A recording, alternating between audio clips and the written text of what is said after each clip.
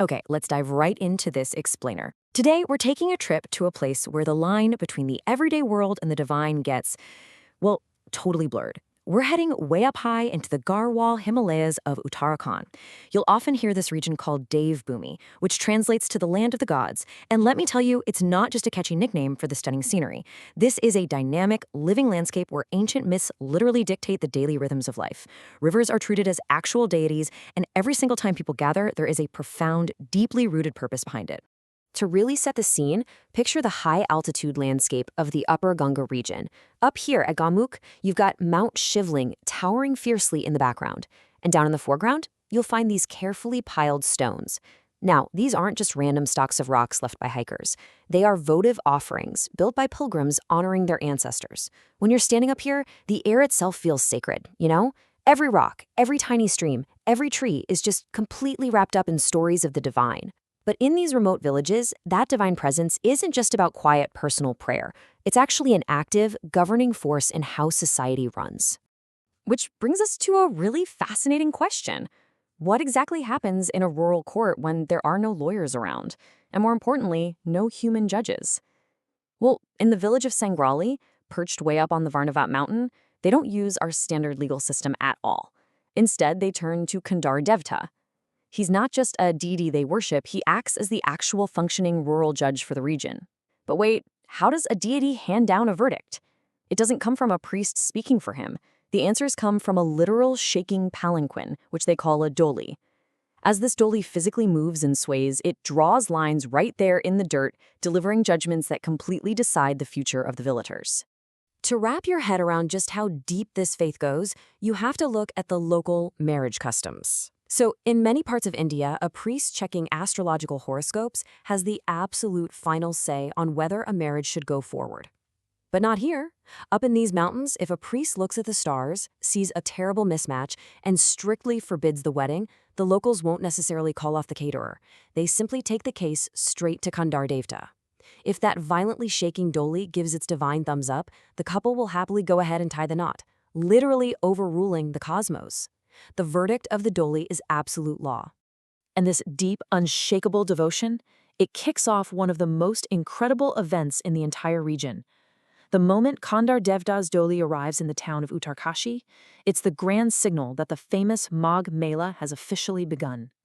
Imagine colorful palanquins of the gods arriving while the air just fills with the thumping sounds of traditional drums and trumpets. It is electric. And this festival has some serious history behind it. Local belief ties the origins of the Magh Mela all the way back to the era of the Mahabharata. It marks the time when the legendary Pandavas supposedly came during their exile to bathe in the Bhagirathi River, finally washing away all their sins. Now, what's really interesting about this slide is the profound parallel it draws between Uttarkashi, where the festival is held, and the famous city of Varanasi. In fact, Uttarkashi literally translates to the Kashi of the north. Both of these cities sit right on the banks of the holy Ganga.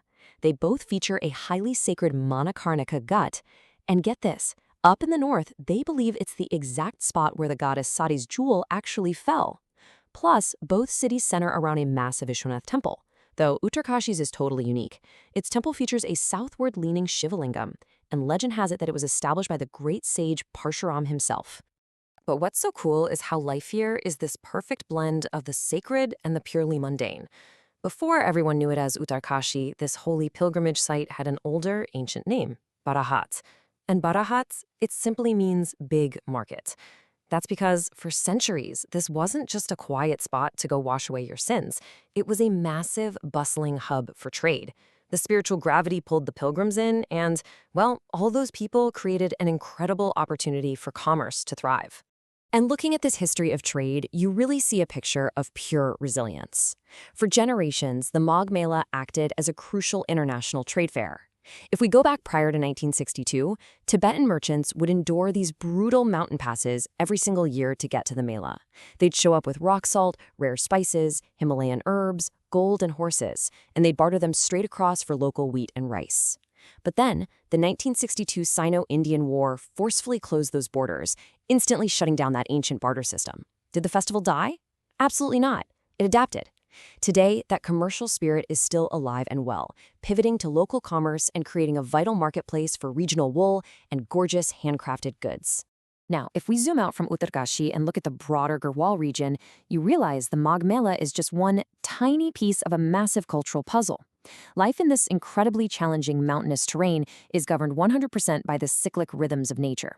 As the seasons change, the human heart up here basically ticks in sync with the environment. And the result? A frankly staggering variety of festivals. There's so many distinct celebrations going on that the Garhwal region is often just called the land of festivities. But here's the thing. They don't just lump everything under the generic word festival. The Garhwali language has highly specific terminology that reveals the exact underlying motive of every gathering. For example, a Thaul is a gathering tied strictly to sacred geography. An Asar marks a seasonal shift, like spring finally arriving. A Kauthik is all about spectacle and curiosity. And then there's the Mela, which is driven primarily by social necessity. Just that fundamental urgent human need to meet up and be together. So, the crucial point is why that social necessity was so intense. To really understand this, we have to talk about the Dians. These were the out-married females of the region. Historically, young girls would be married off and sent to live with their in-laws in incredibly isolated, far-off villages. We're talking grueling agricultural labor, strict rules from mothers-in-law, and a really profound sense of geographical loneliness. They were essentially trapped in an alien environment. So for a Dian, a Mela was an absolute lifeline. It was this rare, pre-planned chance to finally go home, find her mother in the huge festival crowd, and literally pour her heart out, weeping in her mother's lap, before having to go back to that harsh reality. And this brilliantly illustrates how the need for human release takes wildly different forms in this region. Just look at the contrast. On one side, you have the total chaos and adrenaline of the Makhan fishing festival, and on the other, you have the incredibly solemn, deeply devout Nanda Doli procession. These two events happen in the exact same mountains, yet they represent totally opposite extremes of the cultural spectrum. Let's look a little closer at the Madon Fishing Festival first. Guys, it is nothing short of a massive sporting spectacle. Hundreds of people march down to the river carrying sacks of Timaru powder, which is this natural plant derivative that temporarily stuns the fish. But it is not a relaxing Sunday fishing trip. Rival groups essentially carve up the river, marching toward the banks like battling armies. They tie red and white cloth around their heads, wave sticks and axes in the air, and just dance and shout to the frantic pounding of drums. It's an incredibly fierce, highly organized release of intense communal energy. Then, on the absolute opposite end of that spectrum, is the Nanda Raj Jat. The sheer scale of this act of devotion is mind-blowing. 280 kilometers. Just think about that distance for a second. Occurring only once every 12 years, it's a literal recreation of a divine journey. Devotees walk alongside the goddess's palanquin for over 6 months. And they're not walking on paved roads. They are traversing some of the most unforgiven, rugged, snowy peaks in all of the Himalayas. It is a grueling, yet absolutely magnificent test of human endurance. And the journey reaches its emotional climax right at the base of this majestic mountain, the Nanda Gunti Peak. Up at this impossibly high elevation, there's a lake called Homkund. Now, what makes this conclusion so haunting, so memorable, is the role of a four-horned ram.